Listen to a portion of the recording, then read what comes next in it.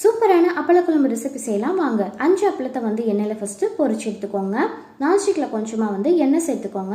கொஞ்சமாக கடுகு, 1/2 டீஸ்பூன் அளவுக்கு வெந்தயம், 10லேருந்து 12 பல் பூண்டை வந்து தோலை உரித்து சேர்த்துக்கோங்க. ஒரு பெரிய வெங்காயத்தை குட்டி குட்டியாக கட் பண்ணி சேர்த்துக்கோங்க. எங்கிட்ட சின்ன வெங்காயம் இல்லை, உங்ககிட்ட இருந்தால் சின்ன வெங்காயமே வந்து சேர்த்துக்கோங்க. கொஞ்சமாக வந்து கருவேப்பிலை சேர்த்துக்கோங்க. 2 தக்காளி வந்து குட்டி குட்டியாக கட் பண்ணி அதையும் வந்து சேர்த்துக்கோங்க. இது சீக்கிரம் வேகணுன்றதுக்காக நம்ம உப்புக்கு தேவையான அளவு குழம்புக்கு தேவையான அளவு உப்பு வந்து நம்ம இப்போயே வந்து சேர்த்துக்க போகிறோம். இது கூடவே 1/4 டீஸ்பூன் அளவுக்கு வந்து மஞ்சள் தூள், 1 டீஸ்பூன் அளவுக்கு வந்து மிளகாய்த்தூள், 3 டீஸ்பூன் அளவுக்கு வந்து மல்லித்தூள் வந்து சேர்த்துட்டு நல்லா வந்து கலந்து விட்டுக்கோங்க. இப்போ இது கூடவே வந்து ஒரு கிண்ணம் அளவுக்கு வந்து நம்ம தண்ணி சேர்க்க போகிறோம்.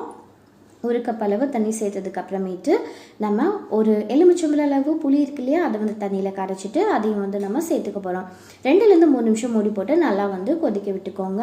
கொஞ்சமாக கொத்தமல்லியை வந்து தூவி விட்டுக்கோங்க கட் பண்ணி. அதுக்கப்புறம் 1/2 கப் அளவுக்கு வந்து தேங்காய்